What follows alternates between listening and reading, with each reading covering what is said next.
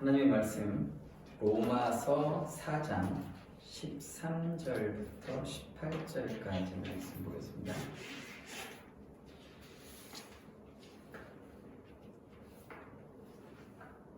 로마서 4장 13절서부터 18절까지 제가 봉독해 드리겠습니다.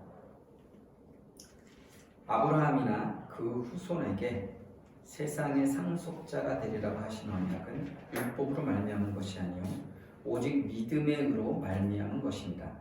만일 율법에 속한 자들이 상속자이면 믿음은 헛것이 되고 약속은 파기되었느니라.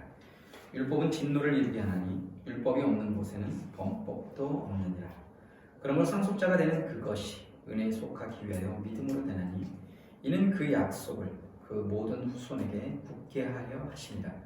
율법에 속한 자에게뿐만 아니라 아브라함의 믿음에 속한 자에게도 그러하니 아브라함은 우리 모든 사람의 조상이라. 기록된 바 내가 너를 많은 민족의 조상으로 세웠다 하심과 같으니 그가 믿은 바 하나님은 죽은 자를 살리시며 없는 것을 있는 것으로 부르시는 이시니라. 아브라함이 바랄 수 없는 중에 바라고 믿었으니 이는 내 후손이 이 같으리라 하신 말씀대로 많은 민족의 조상이 되게 하려 하심이라. 아멘. 오늘 아브라함의 그 부활의 믿음에 대해서 우리가 함께 말씀을 나누려고 합니다. 오늘은 지난주 말씀에 이어서 아브라함의 믿음에 대한 그런 이야기를 하려고 합니다. 바울은 아브라함이 의롭다 여김받은 것은 하나님의 언약에 대한 그의 신실한 믿음 때문이었으며 그에 대한 징표에 불과한 외적 할례는 의를 얻는 데는 아무런 유익이 되지 못함을 오늘 본장 9절에서 12절의 말씀에 보면 잘 이야기하고 있습니다. 하지만 오늘날까지도 유대인들은 구약에서 약속하시는 사제의 복이 할례 받은 유대인에게만 유효하다고 주장합니다.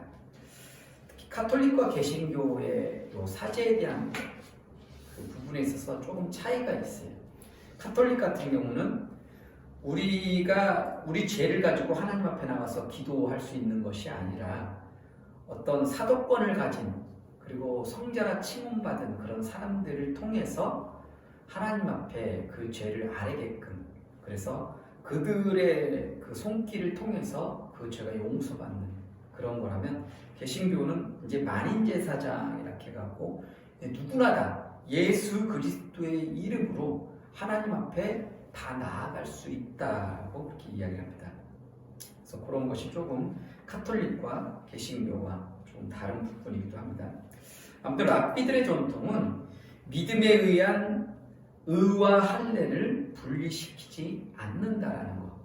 그래서 그들은 창세기 17장 14절 말씀에 근거해서 할례만이 아브라함의 언약 안에 들어가는 핵심적인 의식으로 보았다라는 겁니다.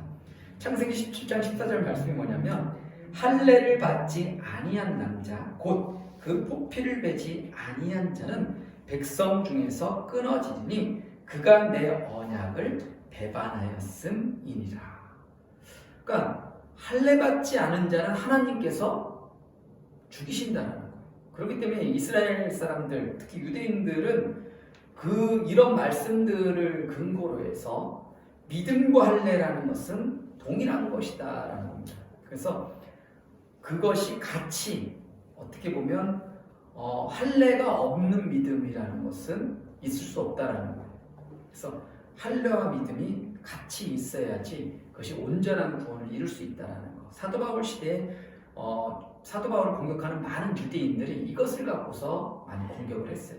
사도 바울은 아니다, 구원이라는 것은 오직 예수 그리스도를 믿음으로만 가능하다 이렇게 했는데, 유대인들은 아니, 그것만으로는 안 된다, 믿음만으로는 안 된다, 우리처럼 또한 이방인들도 할례를 받아야 된다, 그런 식의 주장들이 있었다는 겁니다. 창세기 15장 6절에서 아브라함에게 그의 믿음을 의로 여기셨다고 말하는데 이것은 할례 받기 전이다라는 거. 아브라함이 믿음으로 의롭다함을 받은 일은 창세기 15장에 나와 있어요. 그리고 할례를 받은 이야기는 창세기 17장에 기록되어 있습니다. 그리고 이 두 사건의 간격은 학자들이 추측하는데 최소한 한 13년 정도의 간격이 있다라고 말합니다. 그럼 뭐냐면 아브라함이 먼저 믿음으로 의롭다함을 하나님께 받았다는 겁니다. 그러고 난 다음에 한 상당한 세월이 흐른 후에 할례를 받았다라는 것. 그리고 할례는 아브라함이 믿음으로 얻은 의를 확인하는 그런 외적인 표시다라는 겁니다. 이것은 대단히 중요한 것입니다. 아브라함이 믿음으로 의롭다함을 받은 것은 할례 받기 전, 곧 이방인이었을 때의 일이었다라는 거고, 하나님이 의를 위하여 그에게 요구하신 것은 할례가 아니라 믿음이었다라는 거. 다시 한번 말씀드리면 하나님이 의를 위하여 아브라함에게 요구하신 것은 할례가 아니었다라는 거예요. 아브라함의 믿음이었다라는 겁니다. 그렇다면 아브라함은 모든 믿는 자의 조상이 될 수 있고 또한 할례 받지 않은 자들의 조상도 된다는 것입니다. 왜냐하면 아브라함이 믿음으로 의롭다함을 받을 때에 그 자신이 아직 할례 받지 않은 상태였기 때문입니다. 오늘 본문에서 바울은 믿음과 할례의 관계를 논한 앞부분에 의해서 아브라함의 믿음으로 이루어진 하나님의 약속에 대해서 말하는데, 먼저 아브라함이 그로 인하여 모든 족속이 복을 얻으리라는 그런 하나님의 언약을 받은 것도 아브라함의 믿음 때문이지 결코 율법 때문이 아니다라는 것을 언급합니다.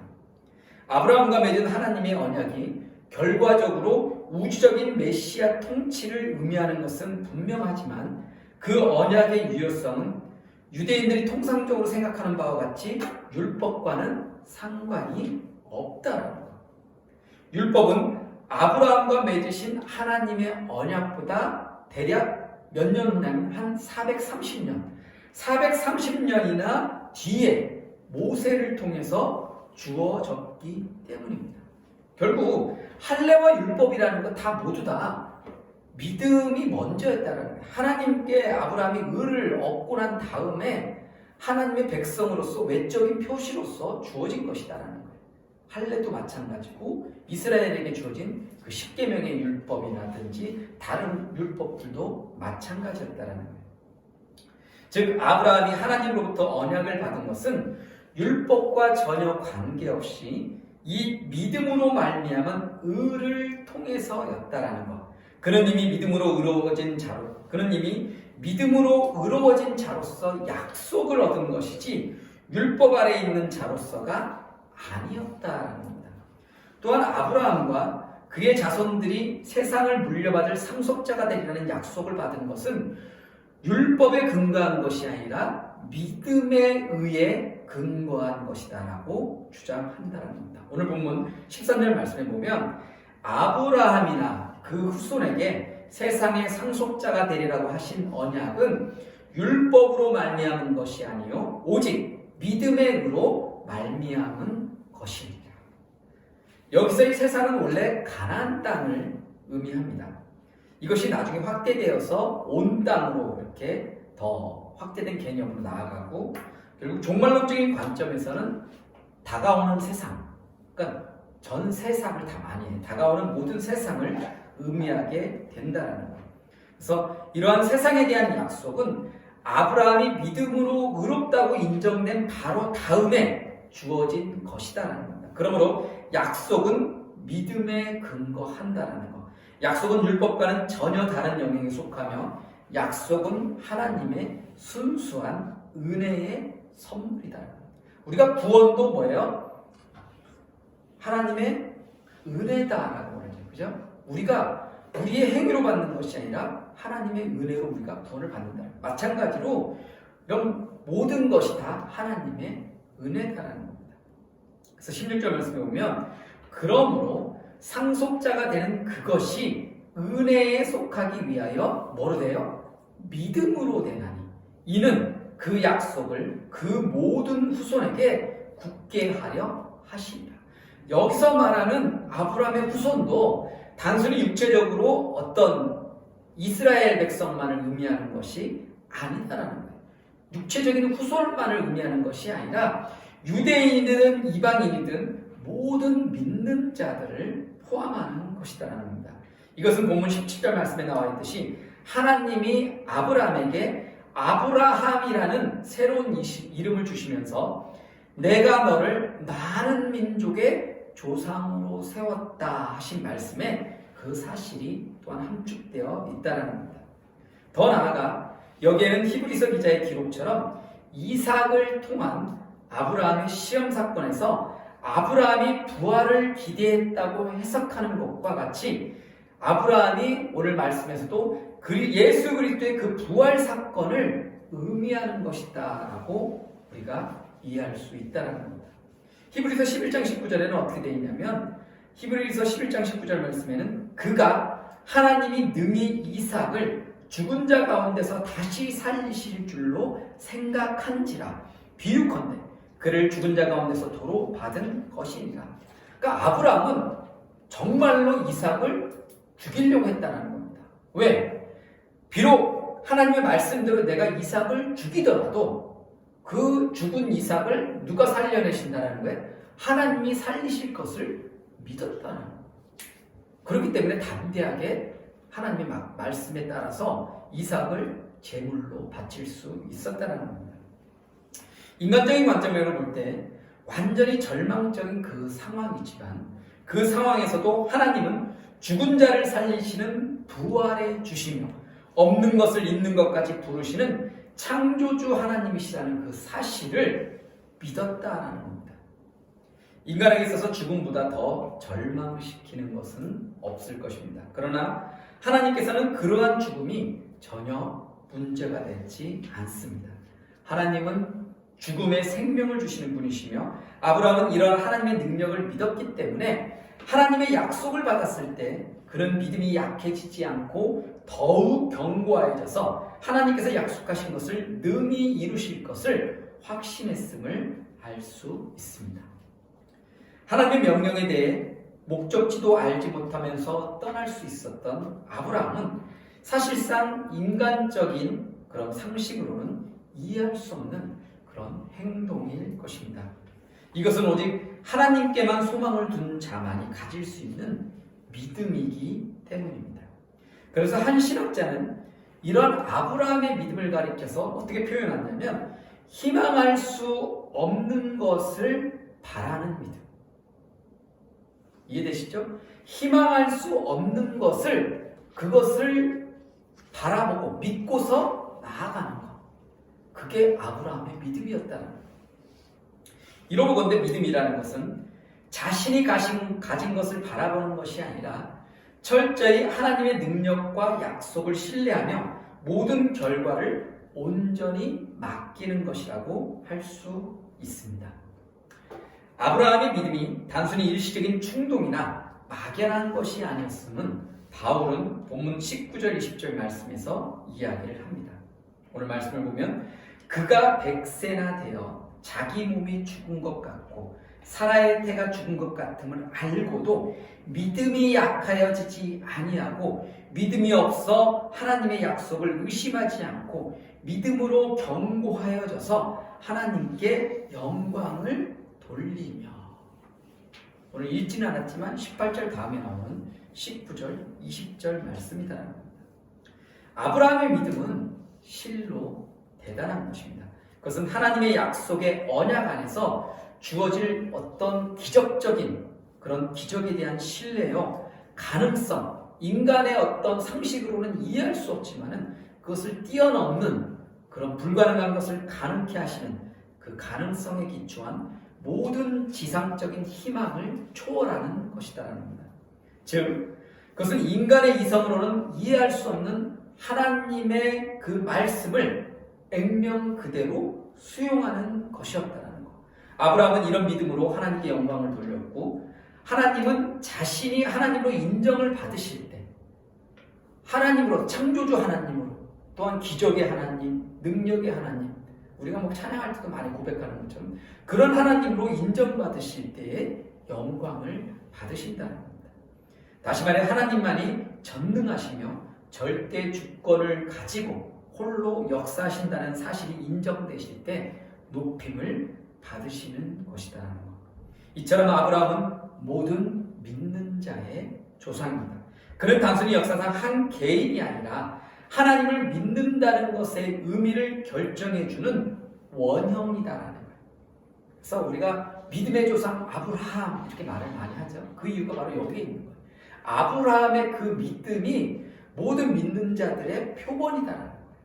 그것이 우리가 어떻게 보면 추구해야 될 올바른 믿음의 하나의 본이다라고 그렇게 이야기를 합니다.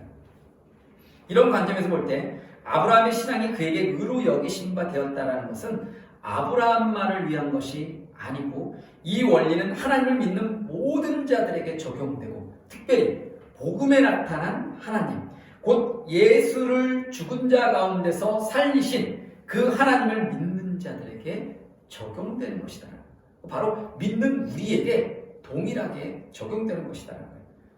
오늘 말씀 보면 뒤에 오늘 4장 23절 24절 말씀에 그에게 의로 여겨졌다 기록된 것은 아브라함만 위한 것이 아니요 의로 여기심을 받을 우리도 위함이니 곧 예수 우리 주를 죽은 자 가운데서 살리신 이를 믿는 자니라. 바울은 아브라함의 믿음과 그리스도인의 믿음을 본질적으로 동일한 것으로 보고 있습니다. 양자는 모두 죽은 자에게 생명을 부여하시는 창조주 하나님을 믿는 믿음이기 때문입니다. 예수님은 이사야 53장 11절 12절에 암시되어 있는 바와 같이 자기 백성의 범죄 때문에 죽음에 넘겨졌고 또한 그들을 의롭다 하시기 위하여 하나님에 의해서 살리심을 받은 자입니다. 그래서 25절 말씀에 예수는 우리가 범죄한 것 때문에 내줌이 되고 또한 우리를 의롭다 하시기 위하여 살아나셨느니라. 예수 그리스도의 부활이란 아브라함 안에서 역사하셨던 하나님의 생명의 그 능력이 이제 그리스도 안에서도 역사하고 또한 마지막에는 예수 그리스도를 통해서 예수 그리스도를 믿는 자들에게 부활 생명을 주실 것을 우리에게 보여주는 증명해주는 사건이다. 로마서 1장에서 4장까지의 핵심 메시지가 바로 이것이라는 거예요. 아담 안에서 모든 인간은 죄 노예로 전락하여 하나님께 죄를 범했고 이방인은 창조주 하나님을 인정하지 않고 우상 숭배에 빠졌으며 유대인은 하나님이 주신 율법에 오히려 불순종했다는 겁니다. 그러나 하나님은 예수 그리스도를 통하여 언약의 신실하심을 나타내 보이셨는데 구약의 약속대로 그리스도의 죽음을 통하여 세상의 죄를 처리하셨다는 겁니다. 그러므로 이제는 그리스도를 믿는 자는 누구든지 죄 용서함을 받고 하나님의 언약의 백성이 된다는 겁니다.